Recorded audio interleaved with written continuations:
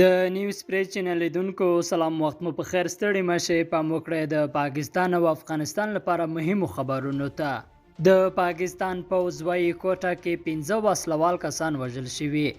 په پاکستان کې د ترهګرۍ ضد پوځیان ویلي چې دوی په کوټه ښار کې 15 وسلوال کسان وژلي دي. د ترهګرۍ ضد پوځیانو په یو بیان کې ویلي عسکرو بیګا د بلوچستان ایالت د مرکز کوټې ښار په هزارګنجي کې د وسلوالو کسانو په یو پټنځای برید وکړ.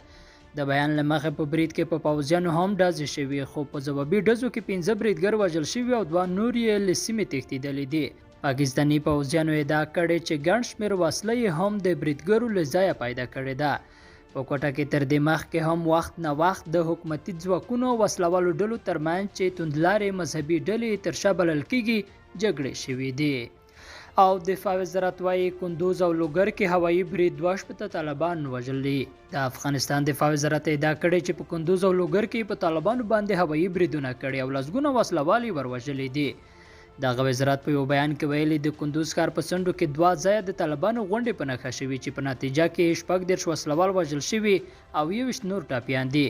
دا برید داسې محال کېږي چې طالبانو په کندوز او شاوخوا نور شمالي ولایتونو کې خپل فعالیتونه زیات کړي دي. هاخوا په لوګر کې هم دفاع وزارت په خبره په خواخۍ ولسوالۍ او مرکز پل اعلی اړوند سیمو کې څو ځایه په طالبانو هوایي او ځمکني بریدونه شوي.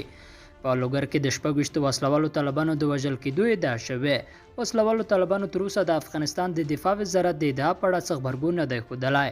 طالبانو بیا په جلا جلا خبرپاڼو کې ادعا کړې چې له پرون راهیسې د بادغیس او کمري د هرات غوریان او چشت شریف د نیمروز د لارام او د ننګرهار حصارک ولسوالۍ نیولې دي. افغان چارواکو یوازې د هرات د چشت شریف او د ننګرهار د حصارک ولسوالیو په اړه څرګندونې کړې او ویلي دي چې د دغو ولسوالیو امنیتي او ملکي ادارې خوندي سیمو ته لیږدولې او د دوی تر کنټرول لاندې دي. لیدونکو له ملتیا مننه. ښې چارې.